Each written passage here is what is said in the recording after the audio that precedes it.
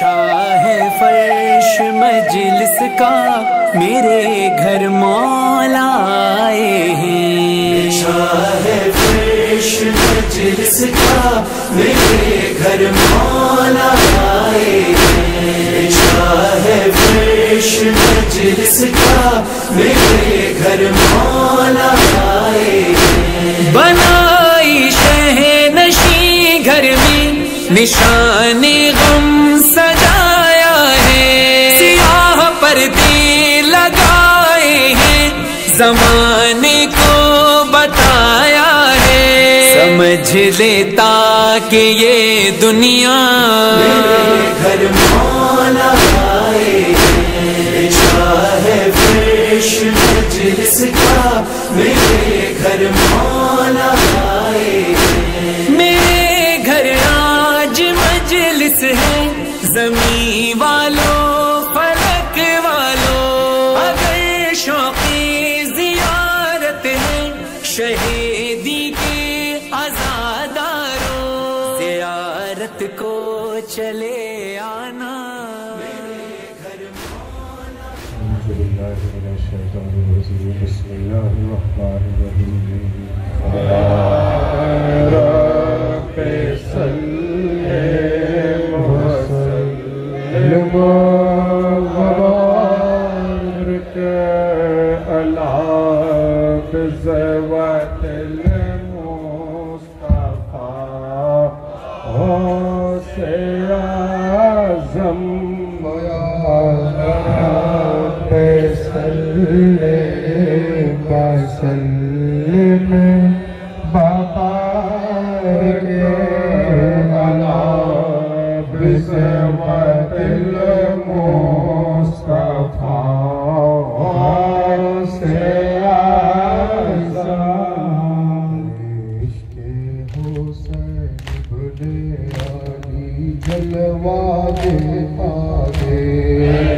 इसके हुसैन इब्ने आले जलवा देखा दे।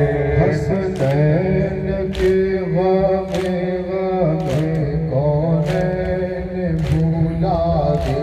हसनैन के गमे कौनैन भुला दे।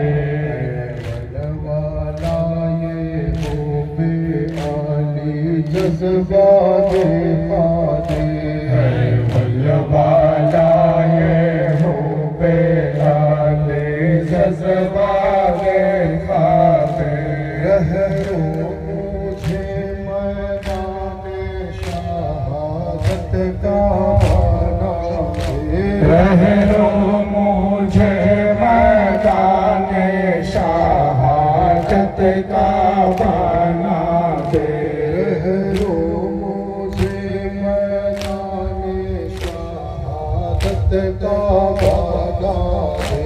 रहरो मुझे मैदाने शहादत का बना दे।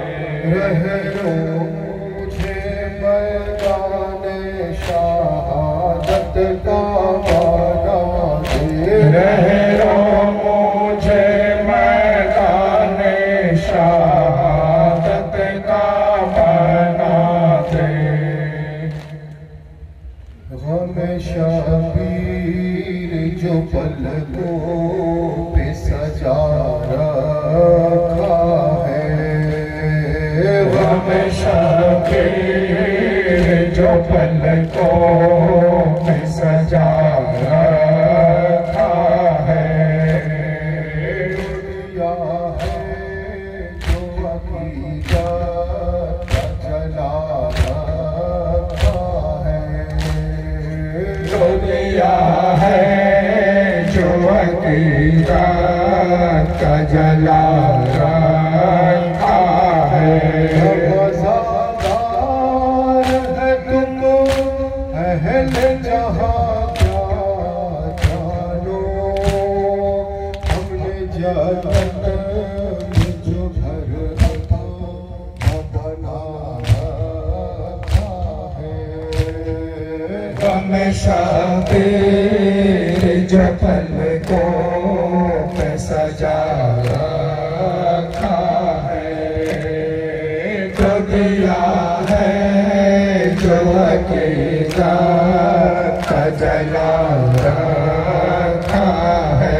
मेरे आंसू को इराकत से न देखे दुनिया, नबी ज़ाती जुदापन में छुपा रखा है।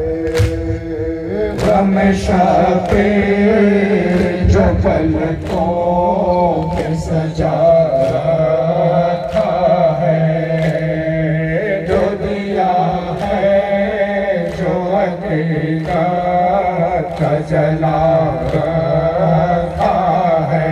अहले दिल आओ नबी ज़ात को पुरसा दे दे, पीरो मुर्शिद ने ज़रीफ़ा का सजा रखा है।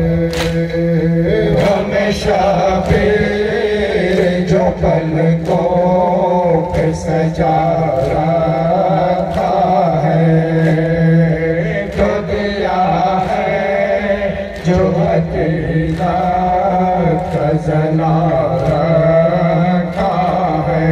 तुमने मक़तल में दिया था जिसे सजदों में शहीद, उसके सजदों ने इबादत को बचा रखा है। हमेशा तेरे जो पलकों पे सजा रखा है, जो दिया है जो हकीकत का जला रखा है, जो दिया है जो हकीकत का जला रखा है, तो दिया है जो हकीकत का जला रखा है। शब्बीर या हुसैन, शब्बीर या हुसैन, शब्बीर या हुसैन, शब्बीर या हुसैन, शब्बीर या हुसैन, शब्बीर या हुसैन, शब्बीर या हुसैन, शब्बीर या हुसैन। सिबते जनाब अहमद मुख्तार या हुसैन, रूहे रवान है दरे करार या हुसैन, सुल्तान देन अर्श के सरताज या हुसैन, हाथी खल्क कुल के मददगार या हुसैन। शब्बीर या हुसैन, शब्बीर या हुसैन, शब्बीर या हुसैन, शब्बीर या हुसैन। बिंदा आप से शहादत तबाह है, वो इस चमन के मेरे पुरन मार या हुसैन, मुश्किल कुशाई खल के मेरी खल हो मुश्किलें, तकदीर कर दीजिए असर या हुसैन। शब्बीर या हुसैन,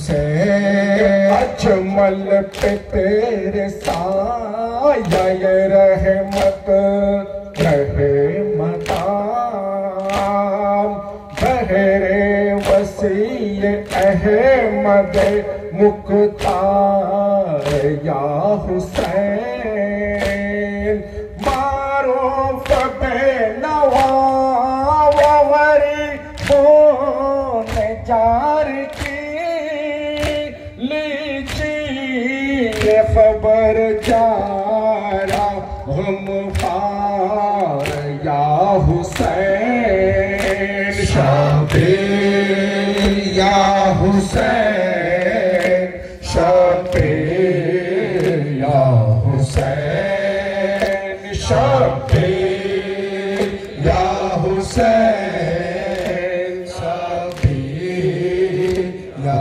हुसैन मारूफ है गुलाम तेरा उस पे हो करम आरिफ है गुलाम तेरा उस पे हो करम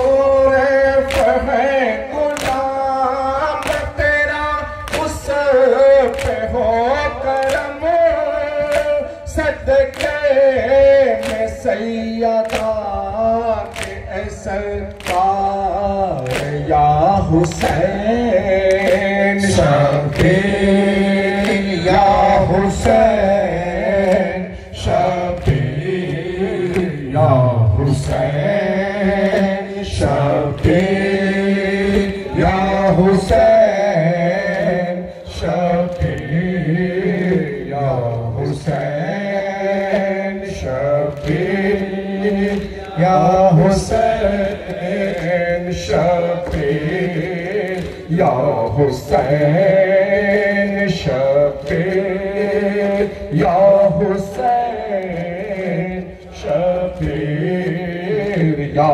हुसैन आले रसूल हक को पानी नहीं मिला है आले रसूल हक को पानी नहीं मिला है इस आसमां के नीचे क्या क्या नहीं हुआ है इस आसमां के नीचे क्या क्या नहीं हुआ है ये शोर हर तरफ है ये जिक्र जा बजा है ये शोर हर तरफ है ये जिक्र जा बजा है मैदान करबला में एक काफिला लुटा है मैदान करबला में एक काफिला लुटा है लिल्लाह कलमा गोयो इतना जवाब दे दो लिल्लाह कलमा गोयो इतना जवाब दे दो माँ का खूब बहाना किस सर में ये रवा है मेहमान का खूब बहाना किस शर रवा है जुर्म क्या बताऊं मैं करबला का मंजर क्या बताऊं मैं करबला का मंज़र। लाशें पड़ी हुई है कीमा जला हुआ है। लाशें पड़ी हुई है कीमा जला हुआ है। आले रसूल हक को पानी नहीं मिला है। इस आसमां के नीचे का क्या नहीं हुआ है। इस आसमां के नीचे क्या क्या नहीं हुआ है। इस आसमां के नीचे क्या क्या नहीं हुआ है। तन्हा है करबला में गरीबुल वतन हुसैन। तन्हा है करबला में गरीबुल वतन हुसैन। तन्हा है करबला में गरीबुल वतन हुसैन। तन्हा है करबला में गरीबुल वतन हुसैन। इतना न सह सका कोई रंजूमहन हुसैन। तन्हा है करबला में गरीबुल वतन हुसैन। तन्हा है करबला में गरीबुल वतन हुसैन। जख्मों से चूर चूर है तेरा बदन हुसैन। ऐ बेवतन हुसैन गरीबुल वतन हुसैन। तन्हा है करबला में गरीबुल वतन हुसैन। तन्हा है करबला में गरीबुल वतन हुसैन। कुर्बा तो कर दिए सभी पीरो जवा मगर। कुर्बा तो कर दिए सभी पीरो जवा मगर। अपना भी अब कहीं कोई आता नहीं नजर। अपना भी अब कहीं कोई आता नहीं नजर। इस्लाम मानता है कोई गुलवतन हुसैन। ऐ बेवतन हुसैन गरीबुल वतन हुसैन। तन्हा है करबला में गरीबुल वतन हुसैन। तन्हा है करबला में गरीबुल वतन हुसैन। धड़कन की तेज तेज दिल कायनात की। धड़कन की तेज तेज दिल कायनात की। मौजे तरफ के रह गए नहरे फुरात की। मौजे तड़प के रह गई नहरे फुरात की। जिस दम शहीद हो गई तसना दहन हुसैन। ऐ बेवतन हुसैन गरीबुल वतन हुसैन। तन्हा है करबला में गरीबुल वतन हुसैन। तन्हा है करबला में गरीबुल वतन हुसैन। तन्हा है करबला में गरीबुल वतन हुसैन। तन्हा है करबला में गरीबुल वतन हुसैन। तन्हा है करबला में गरीबुल वतन अम्मा दो सहारा थक गया हुसैन।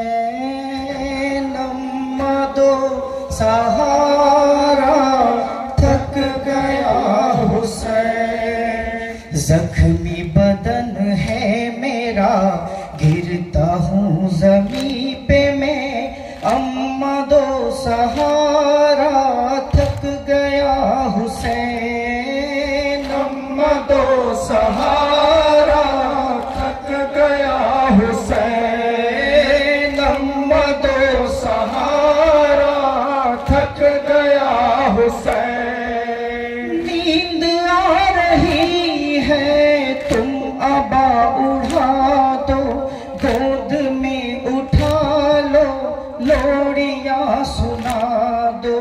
नींद आ रही है, तुम अबा उठा दो, गोद में उठा लो, लोरियां सुना दो।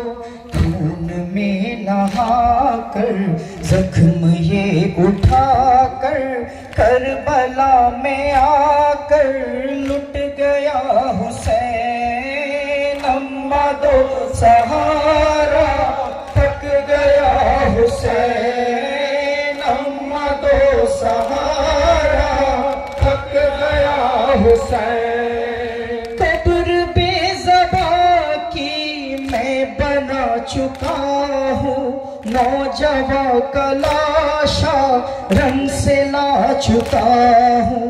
कब्र बेज़बा की मैं बना चुका हूँ, नौजवान का लाशा रंग से ला चुका हूँ।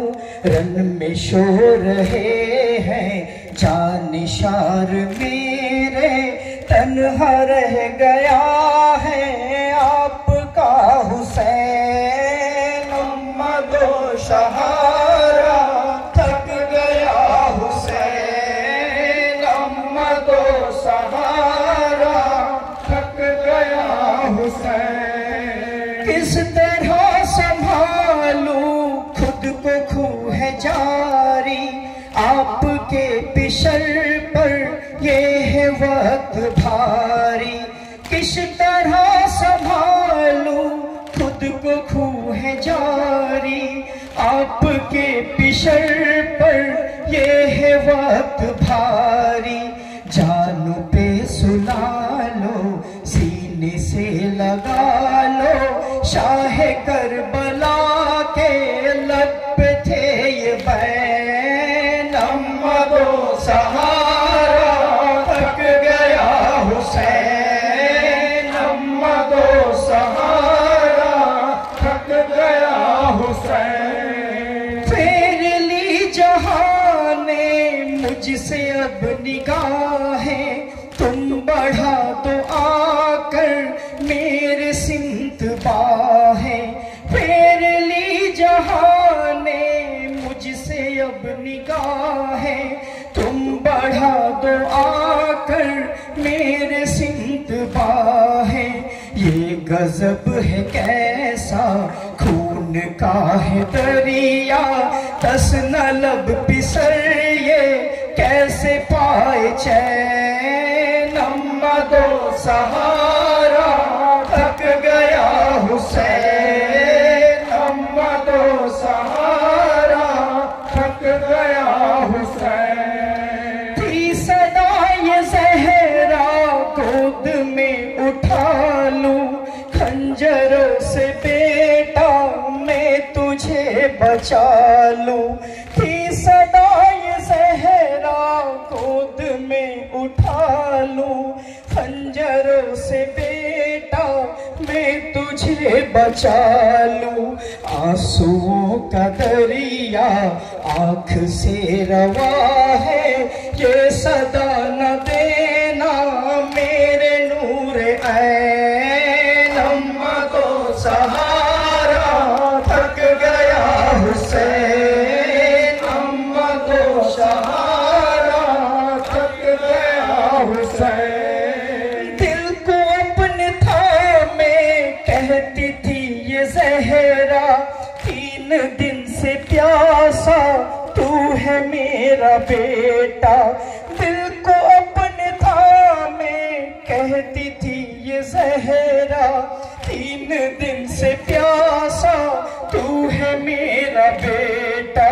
चूम लूं लबों को तुझको प्यार कर लूं, फटता है कलेजा सुन के तेरे बैन। अम्मा दो सहारा थक गया हुसैन, अम्मा दो सहारा थक गया हुसैन। जख्मी बदन है मेरा गिरता हूँ ज़मीं पे मैं, अम्मा दो सहारा थक गया हुसैन, अम्मा दो सहारा थक गया हुसैन, अम्मा दो सहारा थक गया हुसैन, अम्मा दो सहारा थक गया हुसैन, अम्मा दो सहारा थक गया हुसैन, अम्मा दो सहारा थक गया हुसैन। आपा से कहाँ हो मेरे आपा से कहाँ हो, आपा से कहाँ हो मेरे आपा से कहाँ हो। ऐ मेरे अलमदार मदद के लिए आओ, ऐ अज़्म शफ़र बैन को नौके पे बिठाओ। तुम आस हो मेरे आपास कहाँ हो, आपास कहाँ हो मेरे आपास कहाँ हो।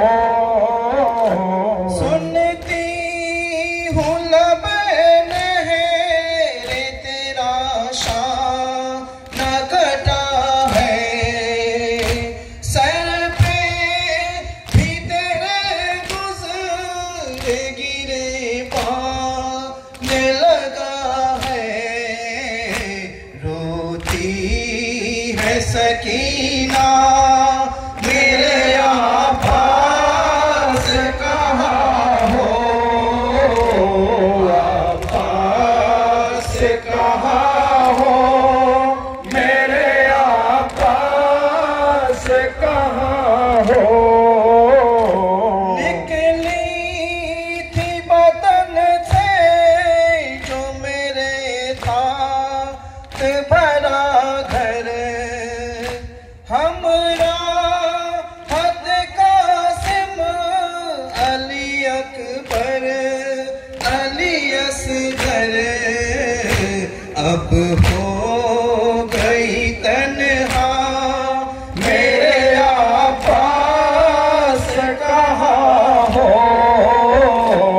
आपास कहाँ हो मेरे आपास कहाँ हो, आपास कहाँ हो मेरे आपास कहाँ हो, आपास कहाँ हो मेरे आपास कहाँ हो, आपास कहाँ हो मेरे आपास कहाँ हो। हाज़रीन मजलिस, मुहिब्बाने रसूल सल्लल्लाहु अलैहि वसल्लम व आशिक़ अहले बैत अलैहिमुस्सलाम, आज़ादारे मज़लूम करबला, शहीद करबला और शुहदाए करबला अलैहिमुस्सलातु वस्सलाम, उपस्थित पीर भाई और पीर बोनेरा,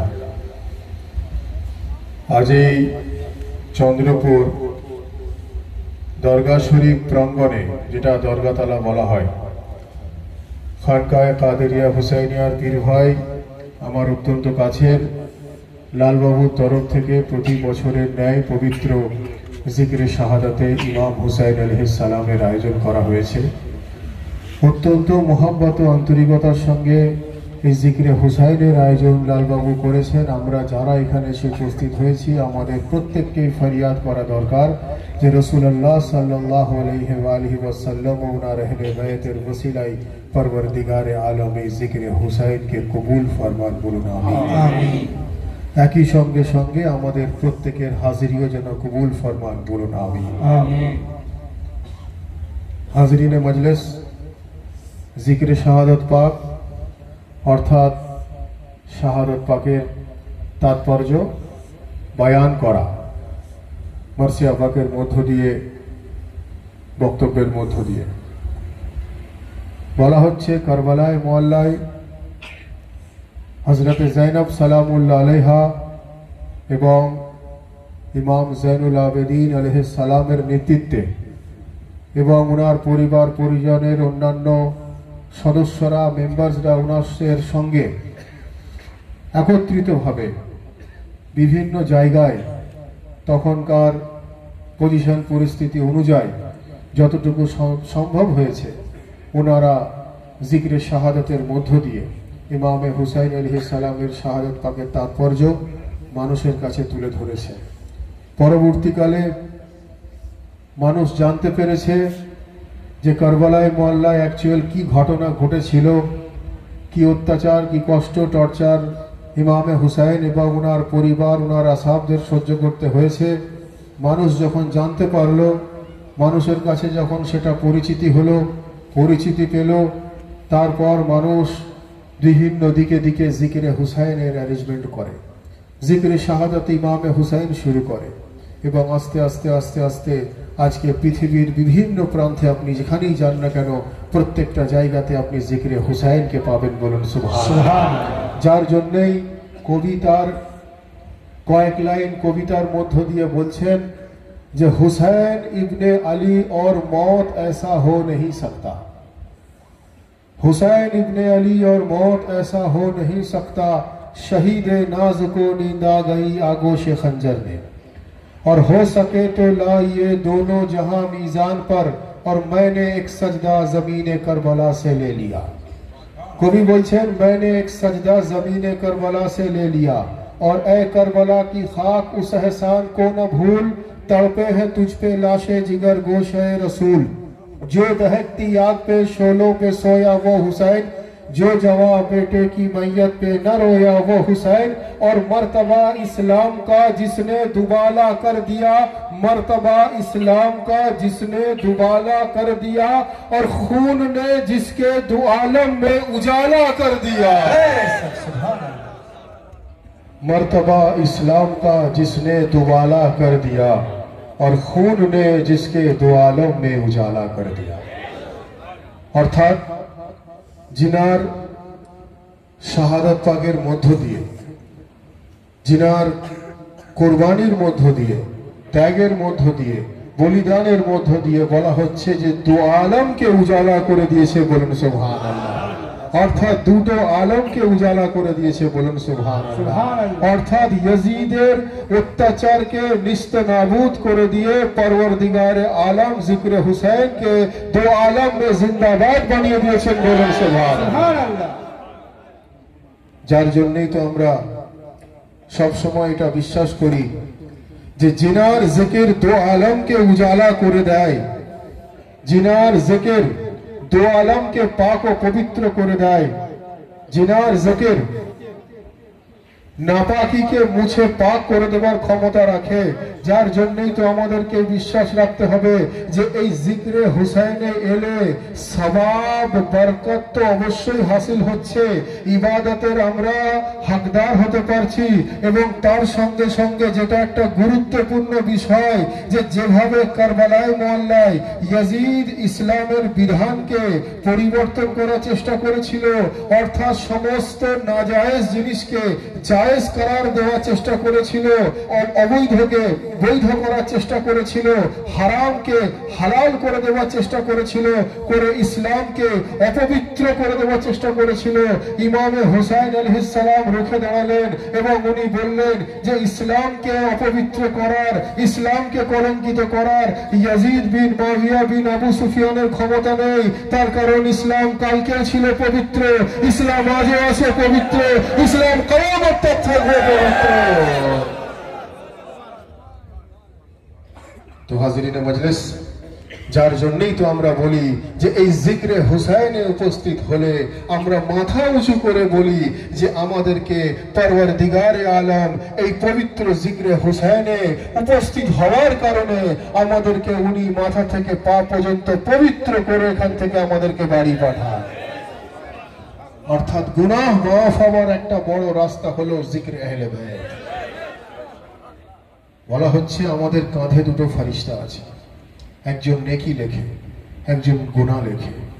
যখন নবী ও আলে নবীর জিকির হয় তখন কি হয়, যে নেকি লেখার ফেরেশতা সে দ্রুত নেকি লিখতে থাকে, আর যে গুনাহ লেখার ফেরেশতা সে লেখার পরিবর্তে গুনাহ দ্রুত মুছতে থাকে। বলুন সুবহানাল্লাহ। নবী ও আলে নবী এমন এক, ওনাদের জিকির এমন এক জিকির যে জিকিরের মধ্য দিয়ে ইনসান পাক ও পবিত্র হতে পারে। বলুন সুবহানাল্লাহ। আর কেন আমরা পাক ও পবিত্র হতে পারি, তার কারণ কোরআনে মজিদে রব্বুল আলামিন ইরশাদ ফরমাচ্ছেন, ইন্নামা ইউরিদুল্লাহু লিইয়ুযহিবা আনকুমুর রিজসা আহলাল বাইত ওয়া ইউতাহিরাকুম তাতহীরা। রব্বুল আলামিন ইরশাদ ফরমাচ্ছেন যে আমি নবী और ওনার আহলে বাইত নবীকে দুনিয়ার সমস্ত নিজাসত থেকে দূরে করে দিয়েছি, আমি ওনাদেরকে পাক করে দিয়েছি, এমন ভাবে পাক করে দিয়েছি যে ওনারা কালকেও ছিলেন পাক, ওনারা আজও আছেন পাক, ওনারা কিয়ামত তক থাকবেন পাক। বলুন সুবহানাল্লাহ। क्या हुसैन, लब्बैक क्या हुसैन, लब्बैक क्या हुसैन। নবী পাক এবং ওনার আহলে বাইত অর্থাৎ আহলে বাইতে রাসূল ইনারা পাক ও পবিত্র। বলুন সুবহানাল্লাহ। सुभान सुभान। ইনারা হলেন পাক ও পবিত্র, এমন ভাবে পাক যে ওনারা আমাদের গুনাহকে মুছে আমাদেরকেও পাক ও পবিত্র बेशक করতেন। हक सुभान। ভাই, এই মিম্বরে রাসূল, এই পবিত্র জায়গা মিম্বরে ইমামে হুসাইন অর্থাৎ যেটাকে আমরা এখন স্টেজ বলি, এটা কোনোদিন কারোর গীবতের জায়গা নয়, এটা সমালোচনার জায়গা নয়।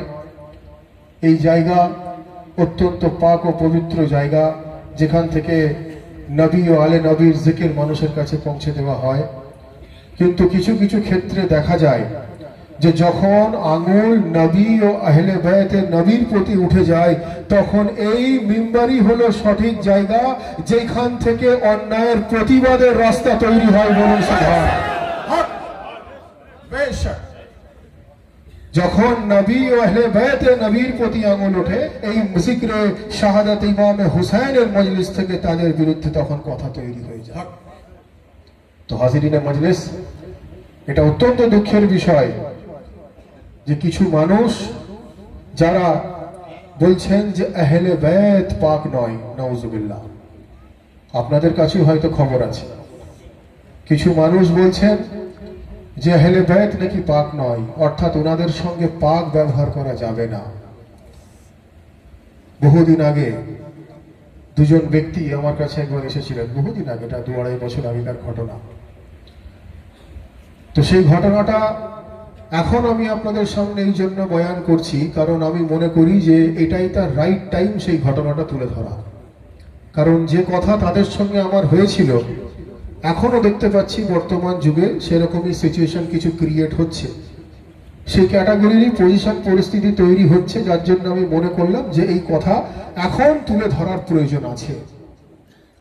তো হাজিরিনে মজলিস, দুই ব্যক্তি আমার কাছে আসে, এসে আমাকে বলছে যে কোরআনে মজিদে রব্বুল আলামিন নবী ও আহলে বাইতে নবীকে পাক ও পবিত্র রেখেছেন, সমস্ত অপবিত্রতা থেকে দূরে রেখেছেন, সেটা অবশ্যই ঠিক। কিন্তু তার বক্তব্য যে আপনারা ইমামে হুসাইন আলাইহিস সালামের জিকিরকে জিক্রে শাহাদাত বলতে পারেন, জিক্রে শাহাদাত পাক বলতে পারেন না। তার বক্তব্য হচ্ছে তাবাররুককে তাবাররুক বলুন, তাবাররুক পাক বলতে পারেন না। তার বক্তব্য নিয়াজকে নিয়াজ বলুন, নিয়াজ পাক বলতে পারেন না। তার বক্তব্য ইমামকে ইমাম বলুন, ইমাম পাক বলতে পারেন না। তার বক্তব্য শরবতকে শরবত বলুন, শরবত পাক বলতে পারেন না। তার বক্তব্য খিচড়াকে খিচড়া বলুন, খিচড়া পাক বলতে পারেন না। তো আমি বললাম ভাই, এবং সে বলছে আহলে বাইতকে আহলে বাইত বলুন, আহলে বাইত যে পাক তাকে পাক বলতে পারেন না। তো আমি বললাম ভাই, তো পাক বলবো কাকে? তাহলে পাক কারা? আহলে বাইতকে যদি আপনি পাক না বলতে চান, ইমামকে যদি পাক না বলতে চান, তাবাররুককে যদি পাক না বলতে চান, শরবতকে যদি পাক না বলতে চান, জিক্রে হুসাইন জিক্রে শাহাদাতকে যদি পাক না বলতে চান, তো তাহলে পাক কারা, পবিত্র কারা? তো আমাকে দলিল দিচ্ছে বহু আগেকার কথা, কিন্তু বর্তমান সিচুয়েশনেও এরকম কিছু পরিস্থিতি তৈরি হচ্ছে যেখানে এগুলো বলার প্রয়োজন আছে। কারণ যখন নবী ও আহলে বাইতে নবীর প্রতি আঙুল ওঠে, তখন এই জিক্রে শাহাদাত ইমামে হুসাইনি হলো সঠিক জায়গা যেখান থেকে প্রতিবাদ তৈরি হওয়া দরকার। তো আমি বললাম ভাই, তাহলে পাক কারা?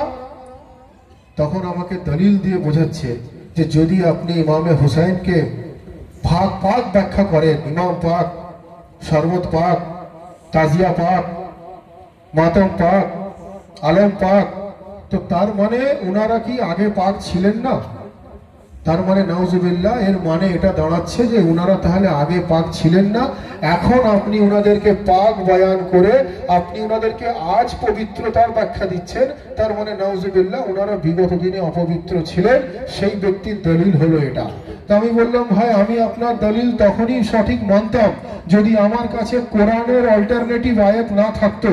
আপনি কি বলছেন সেটা বড় জিনিস নয়, আল্লাহর কালাম কি বলছে সেটা বড় জিনিস। আমি বললাম কোরআনে মাজিদে রব্বুল আলামিন ইরশাদ ফরমাচ্ছেন ওয়াস-সামাআ ওয়া রাফাআহা ওয়া ওয়াযআল মিজান, যার অর্থ পরওয়ারদিগারে আলম বলছেন যে আমি আসমানকে বুলন্দি দিয়েছি, বলুন সুবহানাল্লাহ। ওয়াস-সামাআ ওয়া রাফাআহা ওয়া ওয়াযআল মিজান, পরওয়ারদিগার বলছেন আমি আসমানকে বুলন্দি দিয়েছি, বলুন সুবহানাল্লাহ। এবারে ভাই, আল্লাহ আসমানকে বুলন্দি দিয়েছেন, এর মানে কি আসমান জমিনে ছিল? না ভাই, আসমান কোনদিন মাটিতে ছিল না, আসমান কোনদিন জমিনে ছিল না, আসমান কোনদিন পাতালে ছিল না। তো আসমান তো অলরেডি বুলন্দ, আসমান তো অলরেডি আলা, আসমান তো অলরেডি উঁচু, তবুও কেন পরওয়ারদিগারে আলম উঁচু আকাশকে বুলন্দি দিলেন? যে অলরেডি বুলন্দে আছে তার আবার বুলন্দির কিসের দরকার? তো বোঝা এটাই গেল যে আল্লাহ পরওয়ারদিগারে আলম উনি আসমানের বুলন্দির ব্যাখ্যা করে ওয়াস-সামাআ ওয়া রাফাআ ওয়া ওয়াযআল মিজান, এই আয়াত শরীফের মধ্য দিয়ে উনি আসমান অলরেডি বুলন্দ, তবুও তার বুলন্দির ব্যাখ্যা করে উনি আসমানের ফজিলত বয়ান করছেন, বলুন সুবহানাল্লাহ সুবহানাল্লাহ।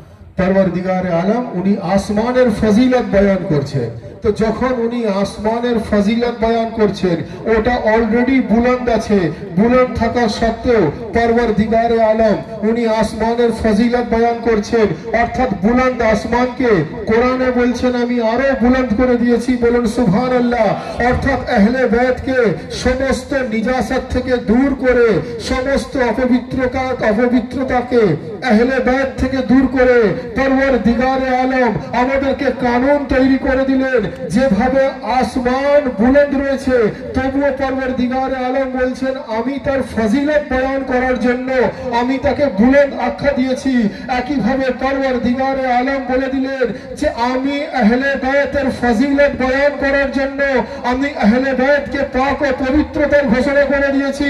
বাস্তবটা হলো এটা, নবী ও আওলাদে নবী কালকেও ছিলেন পাক, আজকেও আছেন পাক, কিয়ামত তক থাকবেন পাক। নারে রিসালাত, নারে হায়দারি, নারে বিলায়াত, अबू तालिब अलैहिस्सलाम, लब्बैक या हुसैन, या सैयदी, नारे गाओ, मौला सैयदना सैयद सर डॉक्टर आतिफ अली अल कादरी, खजुट्टी खनका शरीफ। आसमान ऑलरेडी बुलंद, तो वो आसमानेर बुलंदीर बयान करे परवरदिगारे आलम उनी ব্যাখ্যা করে দিলেন যে আমি আসমানের ফাজাইল বয়ান করছি। সুবহানাল্লাহ, সুবহানাল্লাহ। আহলে বাইত অলরেডি পাক ও পবিত্র, তবুও কোরআনে ওনাদেরকে পাক ও পবিত্র আখ্যা দিয়ে পরওয়ারদিগারে আলম আহলে বাইতের ফাজাইল বয়ান করলেন। বলেন সুবহানাল্লাহ, সুবহানাল্লাহ। কিন্তু ভাই দুঃখের বিষয়, কিছু মানুষ বলছে আহলে বাইতকে পাক বলা যাবে না, তাজিয়াকে পাক বলা যাবে না, আলম পাক বলা যাবে না, শরবত পাক বলা যাবে না, খিচড়া পাক বলা যাবে না, জিক্রে শাহাদাত পাক বলা যাবে না। তো ভাই পাক তাহলে কারা? যিনাদেরকে কোরআনে আল্লাহ পাক আখ্যা দিয়েছেন ওনারাই তো পাক।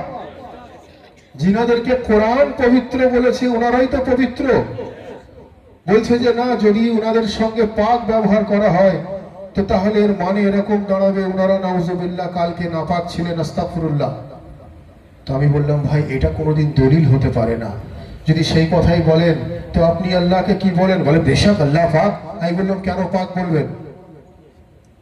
আপনি আল্লাহকে বলছেন আল্লাহ পাক পরওয়ারদিগারে আলম, তো আল্লাহ পাক মানে কি নাউজুবিল্লাহ তার উল্টোটা? আপনি রসুল পাক পাক মানতে চাইছেন না, তাহলে কি নাউজুবিল্লাহ তার উল্টোটা? আপনি আহলে বাইতকে পাক মানতে চাইছেন না, তাহলে নাউজুবিল্লাহ তাহলে কি তার অপোজিট?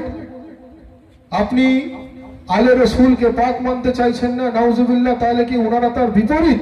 এই বিপরীতটা বলতে গেলেও আমার জন্য বেয়াদবি, কিন্তু বক্তব্য বোঝানোর জন্য বলতে হয়, বক্তব্য বোঝানোর জন্য তুলে ধরতে হয়।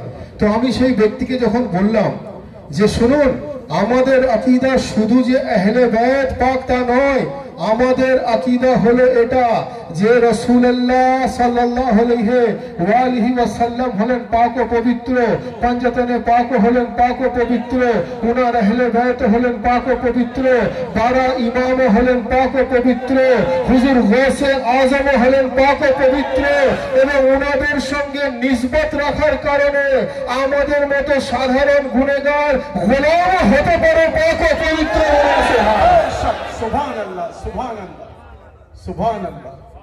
তখন বলছে যে এতক্ষণ তো ঠিক ছিল, তবুও কিছুটা বুঝতে পারছিলাম, কিন্তু আমার গোলামকেও পাক প্রমাণ করছেন কি করে হয়? সমস্যা তো অনেক। বলছে গোলামও পাক ও পবিত্র, এর আবার দলিল কি আছে? আমি বললাম ভাই কুকুর পাক না না পাক? বলছে কুকুর তো না পাক। বললাম কুকুর পবিত্র না অপবিত্র? অপবিত্র। বলছে কুকুর তো অপবিত্র। তো আমি সেই ব্যক্তিকে বললাম ভাই কোরআনে মাজিদে গিয়ে আসহাবে কাফটা একবার পড়বেন, আসহাবে কাফের ঘটনাটা একবার দেখবেন। আসহাবে কাফ যখন একটা ছোট্ট ঘটনা, ওই বাইদরুস আর দাকাইয়ুনুস রাজার ঘটনা কোরআন পাকের মধ্যে আছে, সংক্ষিপ্ত আকারে তুলে ধরি, বাকি বিস্তারিত আমাদের মধুমিয়া কোথায় গেলেন? মধুমিয়া আছেন, উনি বিস্তারিত বক্তব্য দেবেন। তো আসহাবে কাফের একটা ঘটনা, যে বাইদরুস আর দাকাইয়ুনুস রাজা, তাদের মধ্যে একজন খুব অত্যাচারী রাজা ছিল, অনেক জালিম ছিল, এবং একজন খুব ভদ্র নম্র খুব সোবার ছিল, যে মানুষের প্রতি রহম করতো, রহম দিল ছিল। তো সেই অত্যাচারী রাজার অত্যাচারে মানুষ ক্লান্ত হয়ে পড়েছিল। তো যখন ওই আসহাবে কাফের কয়েকজন যখন একটি গুহাতে গিয়ে আশ্রয় নেয়, তো তখন বলা হচ্ছে তাদের সঙ্গে একটা কুকুরও ছিল, সেই কুকুরও তাদের সঙ্গে ঘুমিয়ে পড়ে, এবং কয়েকশো বছর পরওয়ারদিগারে আলম তাদেরকে ওখানে ঘুম পাড়িয়ে রাখেন। ঘুম পাড়িয়ে রাখার পর যখন তারা জাগ্রত হলো, তখন সেই অত্যাচারী রাজার রাজত্ব শেষ হয়ে গেল, এবং নেককার পরহেজগার রাজার আবির্ভাব হলো। পরওয়ারদিগারে আলম তাদেরকে সেই সময় জাগ্রত করলেন, এবং তাদেরকে উনি ওই অত্যাচারী রাজার হাত থেকে মুক্তিদান করার জন্য তাদেরকে ঘুমিয়ে রেখেছিলেন। এবং বলা হচ্ছে তাদের সঙ্গে একটা কুকুরও ছিল। কোরআনে মাজিদের আয়াত আছে, এটা খানকাহ কাদেরিয়া হুসাইনিয়ার কোনো পার্সোনাল কালাম নয়। কোরআনে মাজিদের আয়াত যেখানে বলা হচ্ছে যে ওই কুকুরটা তাদের সঙ্গে ছিল, এবং এরকমও বলা হচ্ছে ওই কুকুরটা মহান ব্যক্তির সান্নিধ্য পাওয়ার কারণে ওই কুকুরের মাকাম এত হয়ে গেল, কুকুরের মর্তবা এত হয়ে গেল, ওই কুকুরের এত উচ্চ মাকাম এসে চলে গেল। বলা হচ্ছে যখন পরওয়ারদিগারে আলম ওই আসহাবে কাফকে কিয়ামতের সময় উচ্চ আলা মাকাম প্রদান করবেন, উনাদের সঙ্গে থাকার কারণে আসহাবে কাফের এই কুকুরের অনেক উচ্চ মাকাম হয়ে যাবে। আমি বোঝাতে এটাই চাইছি, কুকুর তো আশরাফুল মখলুকাত না। কুকুর যদি অপবিত্র হয়ে, কুকুর যদি নাপাক হয়ে পবিত্র সান্নিধ্যে আসার কারণে কোরআন অনুযায়ী সে পবিত্র হতে পারে, তো আমরা যতই গুনেগার হই না কেন, ইনসান তো অ্যাটলিস্ট কুকুরের থেকে অনেক উত্তম, কুকুরের থেকে অনেক ভালো। আমরা যতই খারাপ হই না কেন, ইমামে হুসাইনের সেই ক্ষমতা আছে আমাদের মাথা থেকে পা পর্যন্ত আমাদের গুনাহ মুছে পাক ও পবিত্র করে দেওয়া। लब्बैक या हुसैन, लब्बैक या हुसैन, लब्बैक या हुसैन। কুকুর নাপাক, কোরআনের আয়াত আছে আসহাবে কাফের সান্নিধ্য পাওয়ার জন্য সে আজকে পাক ও পবিত্র যদি হতে পারে, সে যদি আলা মাকামের হতে পারে, সে যদি উচ্চ মাকামের হতে পারে, তো নবী পাক তো বেশক পাক, अहले बैत तो बेशक पाक, पंजतने पाक तो बेशक पाक, 12 ইমাম তো বেশক পাক, হুজুর গৌসে আজম তো বেশক পাক, এবং উনাদের সঙ্গে নিসবত রাখার কারণে আপনার আমার মতো গুনাহগার বান্দা হতে পারে পাক ও পবিত্র। বলুন সুবহানাল্লাহ। সুবহানাল্লাহ। দরুদ শরীফ আল্লাহুম্মা सल्ली अला सय्यिदिना मौलाना नबीना शफीअना मुहम्मदिन मादन ज़ुद वल करम व अला आलिहि व अस्हाबिहि बारिक व सल्लम व अला सय्यिदिना गौसुल आज़म व अला वलिहि सय्यिदिना मुर्शिदना मुकर्रम। তো হাজিরিনে মজলিস, আমি যখন সেই ব্যক্তিকে বললাম যে ভাই আমাদের দলিল অনুযায়ী নবী হলেন পাক, আহলে বাইত হলেন পাক, পঞ্জতনে পাক হলেন আমাদের কাছে পাক, 12 ইমামও হলেন আমাদের কাছে পাক, গৌসে আজমও আমাদের কাছে পাক, এবং ওনাদের সঙ্গে সান্নিধ্য রাখার কারণে ওনাদের গোলামও হতে পারে পাক ও পবিত্র। বলুন সুবহানাল্লাহ। প্রত্যেকটা জিনিসের কোরআন থেকে তার প্রমাণ আছে, প্রত্যেকটা জিনিসের সহি হাদিস থেকে তার প্রমাণ আছে। তখন আমাকে সে জিজ্ঞাসা করছে যে আপনাদের আকীদা সিলসিলা কাদেরিয়া হুসাইনিয়ার যে আইডিওলজি, আপনারা ইমামতকে কিভাবে দেখেন? তো আমি বললাম ভাই আমি একটু মুখতাসার আপনাকে ক্লিয়ার করে দিই। তাকে যেটা বলেছিলাম একই কথা আমি আপনাদের সামনে তুলে ধরার চেষ্টা করছি, যদিও কথা আমি বিগত দিনে বহুবার বলেছি যে সিলসিলা কাদেরিয়া হুসাইনিয়ার পয়েন্ট অফ ভিউ থেকে, খানকায়ে কাদেরিয়া হুসাইনিয়ার দৃষ্টিভঙ্গি থেকে আমাদের আকীদা হলো এটা যে বাদে রাসূল সাল্লাল্লাহু আলাইহি ওয়াসাল্লাম যেই জায়গাটা আমরা দেখি সেই জায়গাটা হলো আহলে বাইতের জায়গা। বলুন সুবহানাল্লাহ। এবং 12 ইমাম পাক যে রয়েছেন, হুজুর আলী মুর্তজা থেকে শুরু করে ইমাম মুহাম্মদ মেহেদী আলাইহিস সালাম পর্যন্ত, ইনারা আমাদের মাথার তাজ। ইনাদের প্রতি যদি কেউ গুস্তাখি করে তাহলে সে দায়রায়ে ইসলাম থেকে খারিজ হয়ে যাবে। এটা আমাদের ঈমান, এটা আমাদের আকীদা। এবং তার সঙ্গে সঙ্গে ইমাম মুহাম্মদ মেহেদী আলাইহিস সালাম যিনি 12তম ইমাম পাক, উনার কোনো বিসাল হয়নি, উনার কোনো শাহাদাত হয়নি, সেই অর্থে উনি গায়বাতে কুবরাতে আছেন, উনি অদৃশ্যভাবে আছেন, গায়বাতে কুবরাতে আছেন। সেই অর্থে আমরা উনাকে ইমামে জামানার ইমাম মনে করি। বলুন সুবহানাল্লাহ। যেহেতু উনার ইমামত এখনো কন্টিনিউ আছে, যেহেতু ওনার ইমামত এখনো পর্যন্ত চলছে, সেই দৃষ্টিভঙ্গি থেকে আমরা ওনাকে জামানার ইমাম মনে করি। বলুন সুবহানাল্লাহ। এবং এই 12 ইমাম পাকের সঙ্গে রাসূলুল্লাহ এবং জনাবে ফাতেমাতু জোহরা সালামুল্লাহ আলাইহা, ইনাদের দুজনকে অ্যাড করে নিয়ে যে 14 মাসুমিন আছেন অফিসিয়াল বডিতে, এই 14 মাসুমিনের প্রতি ঈমান আনা প্রত্যেকটা মুমিন মুসলমানের একান্ত কর্তব্য, একান্ত দায়িত্ব। যদি না কেউ করে তাহলে সে দায়রা ইসলাম থেকে খারিজ হয়ে যাবে, বলুন সুবহানাল্লাহ। কিন্তু ভাই এখানে একটা বিষয় আছে।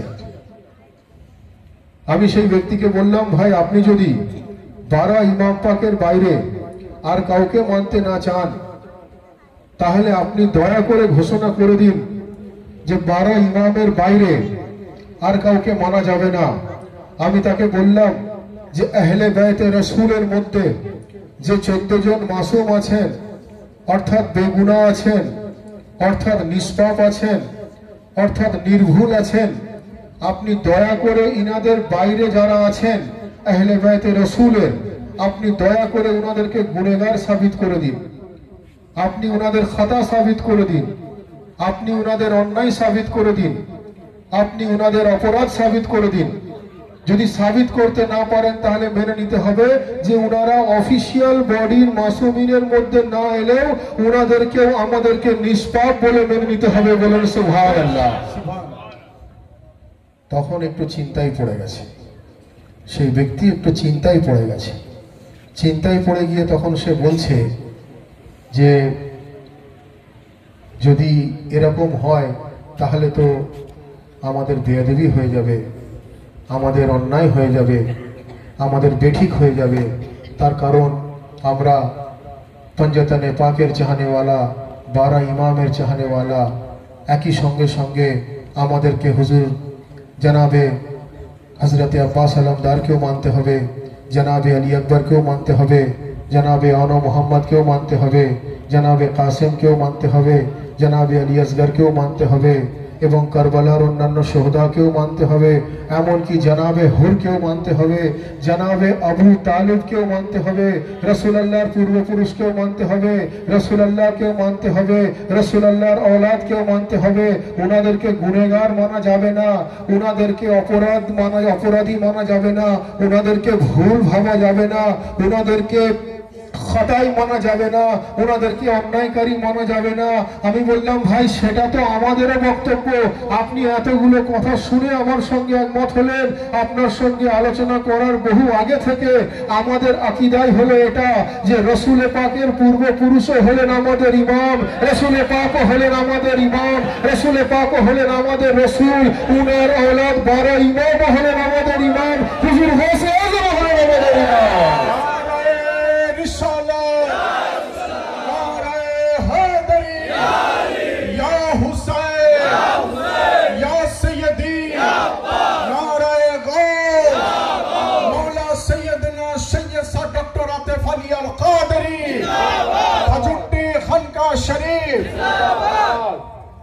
তখন আমাকে বলছে যে আপনি 12 ইমামের বাইরে যদি কাউকে ইমাম মানেন তো তাহলে তো 14 মাসুমিনের বাইরে যদি আপনি কাউকে মাসুম মানেন সেটা তো দলিল বহির্ভূত কথা হলো। আমি বললাম, ভাই দলিল বহির্ভূত কথা কিভাবে হয়? বলছে 14 মাসুমিনের বাইরে কাউকে মাসুম মানা যাবে না। আমি বললাম, ভাই দলিল বহির্ভূত তখন হবে যখন 14 মাসুমিনের মধ্যে আপনি কাউকে ইনক্লুড করবেন, তখন সেটা দলিল বহির্ভূত হবে।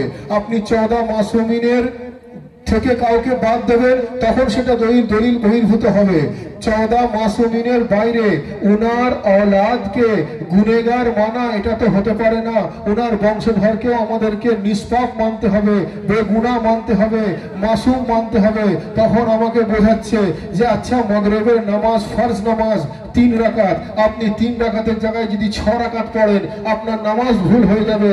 আমি বললাম অবশ্যই, যদি 3 রাকাত ফরজ নামাজের জায়গায় আমি যদি 6 রাকাত ফরজ নামাজ পড়ি আমার নামাজ ভুল হয়ে যাবে, কিন্তু 3 রাকাত ফরজ পড়ার পর যদি আমি 300 রাকাত নফল নামাজ পড়ি পরবর্তীকারে আলম আমাকে বেশি সওয়াবের হকদার করে দেবে।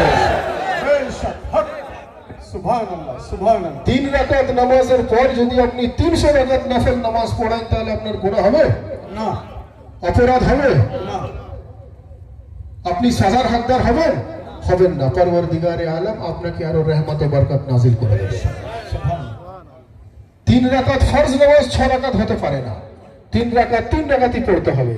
কিন্তু যদি 300 রাকাত নফল পড়েন, পরওয়ারদিগারে আলম আপনাকে আরো ওনার খাস রহমতের ছায়াতে রাখবেন, বলুন সুবহানাল্লাহ। সুবহানাল্লাহ।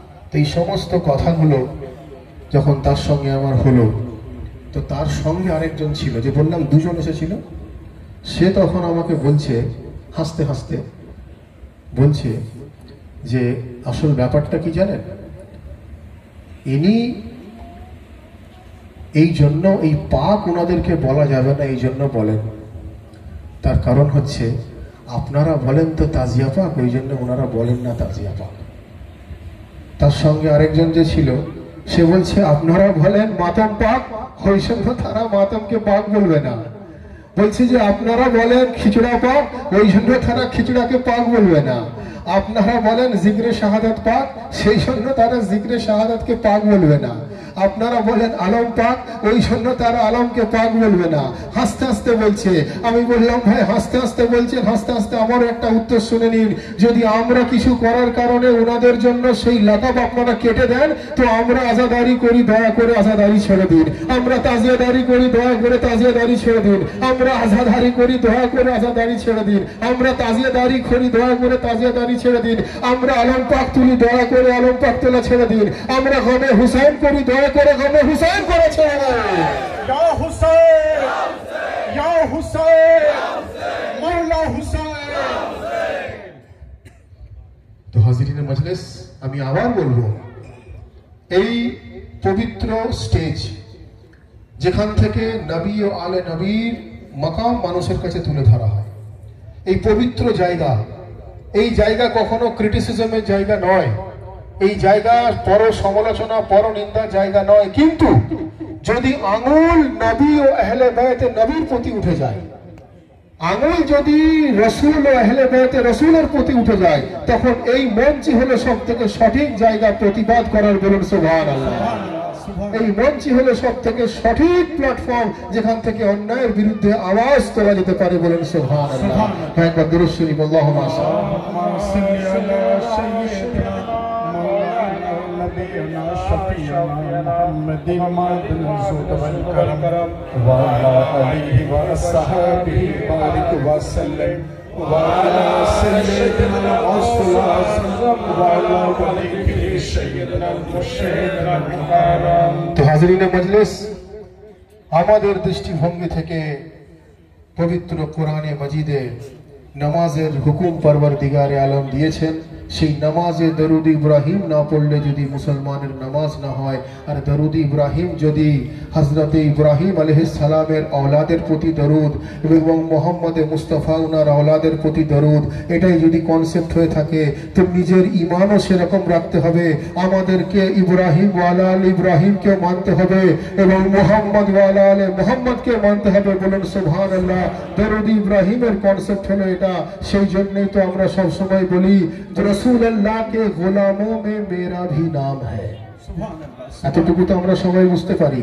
रसूल अल्लाह के गुलामों में मेरा भी नाम है, वो अहमद मुख्तार पे मेरा सलाम है। और ईमान भी है मेरा, अकीदा भी है मेरा। ईमान भी है मेरा, अकीदा भी है मेरा। ईमान भी है मेरा, अकीदा भी है मेरा। औलाद उनके जितने हैं सारे इमाम हैं।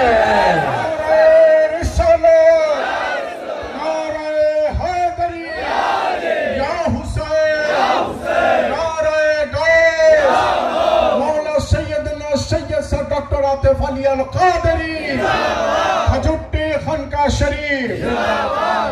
रसूल अल्लाह के गुलामों में मेरा भी नाम है, वो अहमद मुख्तार पे मेरा सलाम है। ईमान भी मेरा है, अकीदा भी है मेरा। औलाद उनके जितने हैं सारे इमाम। तो हाजिरीन मजलिस, पवित्र कुरान मजीदे रब्बुल आलमीन আমাদেরকে নামাজ, রোজা, হজ্জ, যাকাতের হুকুম দিয়েছেন। শুধু তাই নয়, তার সঙ্গে সঙ্গে অলি আল্লাহর জিকিরের হুকুম দিয়েছেন, আহলে বাইতের মুহাব্বতের হুকুম দিয়েছেন, ওসিলা ইখতিয়ারের হুকুম দিয়েছেন, মুর্শিদের দামন ধরার কথা বলেছেন ইত্যাদি ইত্যাদি, প্রত্যেকটা জিনিস যেন আমরা সঠিকভাবে পালন করতে পারি, এই ফরিয়াদ আমাদেরকে আন্তরিকভাবে করা দরকার। আমরা কেন আউলিয়া আল্লাহর চাহনেওয়ালা, আমরা কেন ওসিলা ইখতিয়ার করনেওয়ালা, আমরা কেন মুর্শিদের দামন পকড়নেওয়ালা, আমরা এই জন্যই হুজুর গৌসে পাককে নিজের মুর্শিদ ও মৌলা মনে করি, আহলে বাইতকে নিজের মুর্শিদ ও মৌলা মনে করি, পঞ্জতনে পাককে নিজের মুর্শিদ ও মৌলা মনে করি। তার কারণ কোরআনে রব্বুল আলামিন ইরশাদ ফরমাচ্ছেন তাজিদা লাহুম ওয়ালিয়া মুর্শিদা, রব্বুল আলামিন বলছেন যে আমি তাকে পথভ্রষ্ট করে দিয়েছি যার ভাগ্যে আমি কোনো মুর্শিদ নাজিল করিনি। অর্থাৎ হুজুর গৌসে পাকের মতো মুর্শিদ, আহলে বাইতের মতো মুর্শিদ, আলিয়া মুর্তজার মতো মুর্শিদ যার তাকদীরে নাজিল হয়ে যাবে, পরওয়ারদিগার আলম তাকে কিয়ামত পর্যন্ত সিরাতে মুস্তাকিমে রাখবে। সুবহানাল্লাহ, সুবহানাল্লাহ। বলা হচ্ছে নামাজ, রোজা, হজ, যাকাত আমাদের জন্য পালন করা হলো ইবাদত। পরওয়ারদিগারে আলম নিজে নামাজ পড়েন না, নিজে রোজা রাখেন না, নিজে হজ যাকাত করেন না, উনার ইবাদতের কি দরকার? আমরা তো উনার ইবাদত করব, উনার নিজের ইবাদতের কোনো দরকার আছে কি? রব্বুল আলামিনের ইবাদতের কোনো দরকার নেই। রব্বুল আলামিন বলছেন তোমরা ইবাদত করো, আমি ইবাদত করব না, তোমরা আমার ইবাদত করবে, আমি লায়েক ইবাদত। তো এটাই যদি দলিল হয়ে থাকে পরওয়ারদিগারে আলমের কিছুই প্রয়োজন ছিল না, কিন্তু পরওয়ারদিগার আলম বলছেন ইন্নাল্লাহা ওয়া মালাইকাতুহু ইউসাল্লুনা আলান নবী ইয়া আইয়ুহাল্লাযিনা আমানু সাল্লু আলাইহি ওয়া সাল্লিমু তাসলিমা।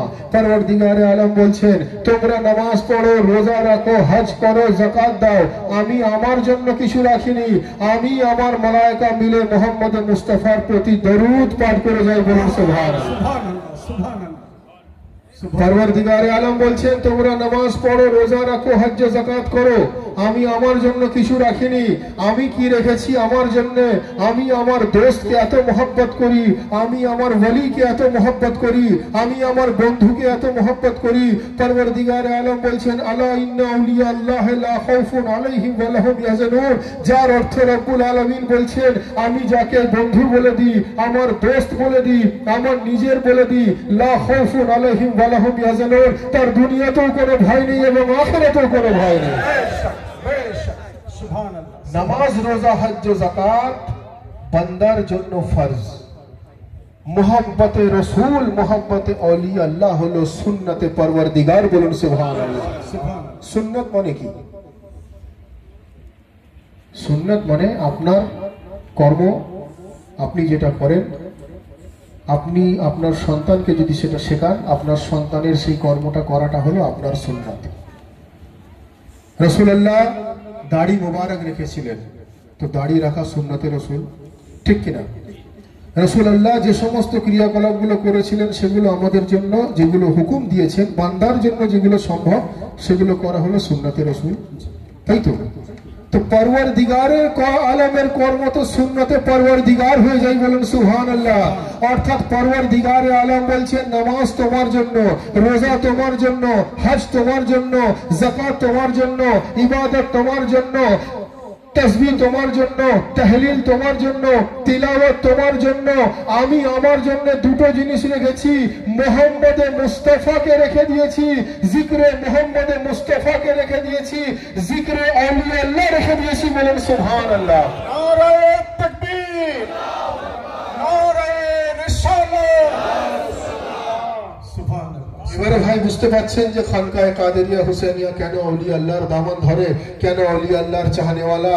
এ থেকে এটা পরিষ্কার হয়ে গেল যে দুনিয়ার মানুষ আউলিয়া আল্লাহকে ধরুক বা নয় ধরুক, আউলিয়া আল্লাহর কোনো যায় আসে না।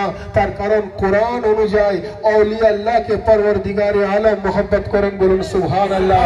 অর্থাৎ পরওয়ারদিগারে আলম আলী মুর্তজাকে মোহাব্বত করেন, ইমাম হাসানকে মোহাব্বত করেন, ইমাম হুসাইনকে মোহাব্বত করেন, জাইনুল আবেদিনকে মোহাব্বত করেন, মোহাম্মদ বাকিরকে মোহাম্মত করেন, জাফর সাদিককে মোহাব্বত করেন, মুসা কাজিমকে মোহাব্বত করেন, আলী রাজাকে মোহাব্বত করেন, মোহাম্মদ তাকিকে মোহাব্বত করেন, আলী নকিকে মোহাব্বত করেন, হাসান আসকারিকে মোহাব্বত করেন, মোহাম্মদ মেহদীকে মোহাব্বত করেন, জনাবে আব্বাস আলমদারকে মোহাব্বত করেন, জনাবে আলী আকবরকে মোহাব্বত করেন, জনাবে কাসিমকে মোহাব্বত করেন, জনাবে আব্বাসকে মোহাব্বত করেন, জনাবে আওন মোহাম্মদকে মোহাব্বত করেন, জনাবে আলী আসগরকে मोहब्बत करें, करबलार 72 शहीदों के मोहब्बत करें, सरदार औलिया गौसे आजम के मोहब्बत करें।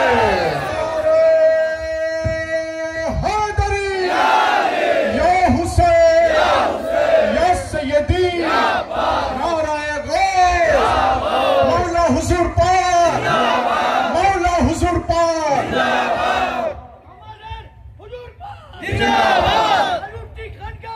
जिंदाबाद। तो भाई औलिया लार मोहब्बत करने वाला परवरदिगार आलम बोलन सुभान अल्लाह। सरदार औलिया गौसे आजम के मोहब्बत करने वाला परवरदिगार आलम बोलन सुभान अल्लाह। गौसे पाक के क्यों छेड़े दिले, गौसे पाक के किछु যায় আসে না, কারণ गौसे पाक के मोहब्बत करने वाला कुरान अनुযায়ী परवरदिगार आलम बोलन सुभान अल्लाह। तो हाजिरीन मजलिस, যার জন্যই তো আমরা বলি যে फलक पर जगमगाता है सितारा गौसे आजम का, फलक पर जगमगाता है सितारा गौसे आजम का, मुकद्दर भी बदल देता इशारा गौसे आजम का। फलक पर जगमगाता है सितारा गौसे आजम का, मुकद्दर भी बदल देता इशारा गौसे आजम का। और जिसे चाहे अता कर दे नबी के दुलारे हैं, जिसे चाहे अता कर दे अली के दुलारे हैं, जिसे चाहे अता कर दे हसनैन के दुलारे हैं। विलायत पर तसद्दुक है इजारा गौसे आजम का।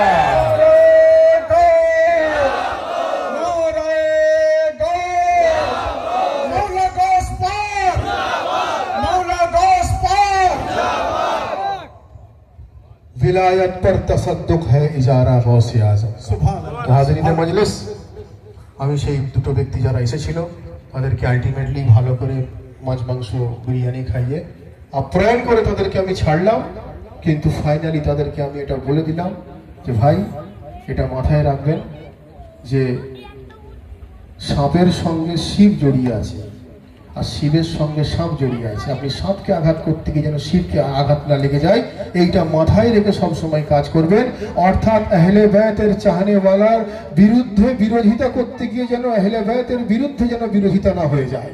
ইমামে হুসাইনের চাহনেওয়ালার বিরুদ্ধে কথা বলতে গিয়ে যেন ইমামে হুসাইনের বিরুদ্ধে কথা না হয়ে যায়। আলে রসুলের গোলামের বিরুদ্ধে কথা বলতে গিয়ে যেন আলে রসুলের বিরুদ্ধে কথা না হয়ে যায়, তাহলে পরওয়ারদিগারে আলম আপনার সমস্ত ইবাদত ধ্বংস করতে বেশি সময় উনাবে। আমরা অত্যন্ত সৌভাগ্যবান যে আজকে আমরা এই জিকিরে শাহাদাতে ইমামে হুসাইন আলাইহিস সালামে এসে উপস্থিত হয়েছি। পরওয়ারদিগারে আলমের কাছে আমাদের আন্তরিকভাবে এই ফরিয়াদ করা দরকার যে লালবাবু অত্যন্ত মোহব্বতের সঙ্গে জিকিরে হুসাইনের আয়োজন করেছেন। পরওয়ারদিগারে আলম নবী ও আলে নবীর ওসিলায় আজকের এই জিকিরে হুসাইনকে কবুল ফরমান বলুন আমিন। সাথে সাথে আমাদের প্রত্যেকের হাজিরিকেও যেন কবুল ফরমান বলুন আমিন। আমাদের প্রত্যেককে কোরআন ও সহি হাদিস নবী ও আলে নবীর দেখানো পথ অনুযায়ী চলার তৌফিক দান করেন বলুন আমিন। আমাদের প্রত্যেককে নামাজ, রোজা, হজ্জ, যাকাত আহলে বাইতের মোহব্বত অন্তরে নিয়ে পালন করার তৌফিক দান করেন বলুন आमीन।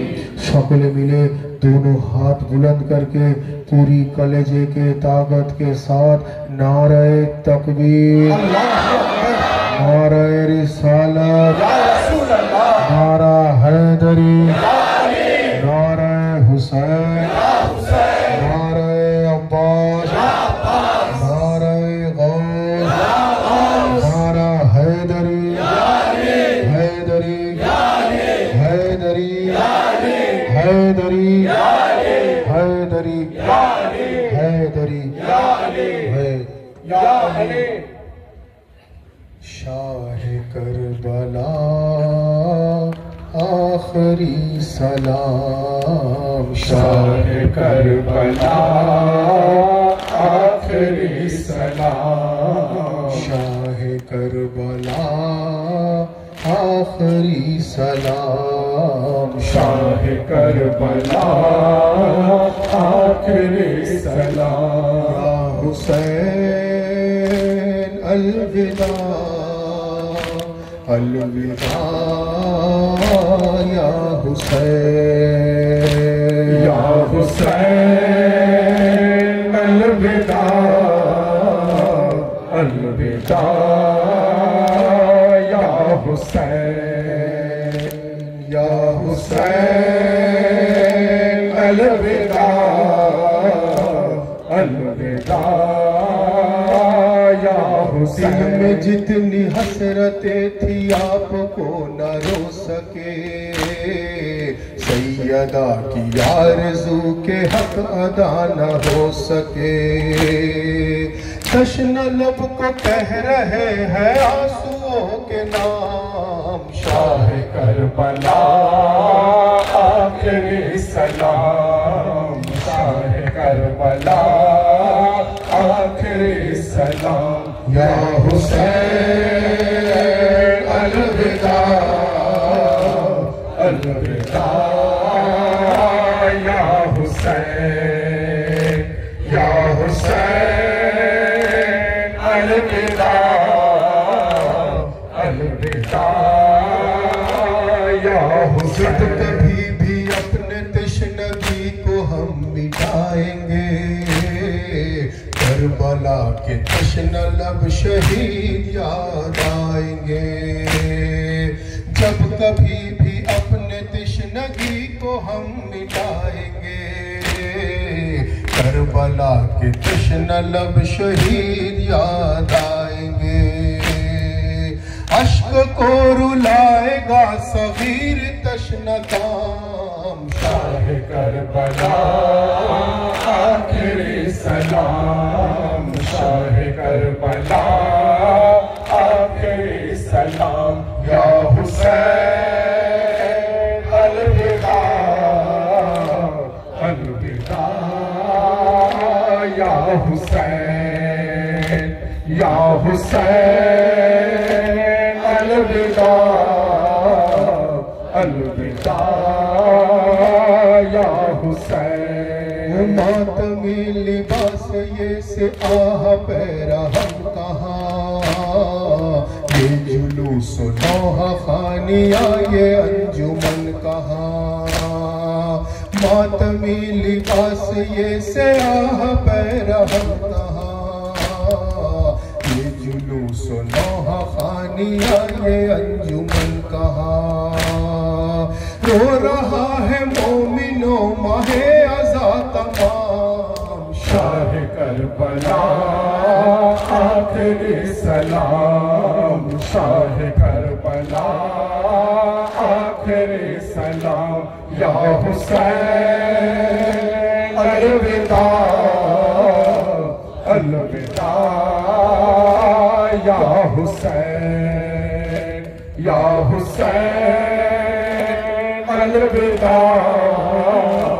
अलविदा या हुसैन। हर जवान अकबर जवान को अलविदा कहे, गोदियों से तिफल में जवा को अलविदा कहे।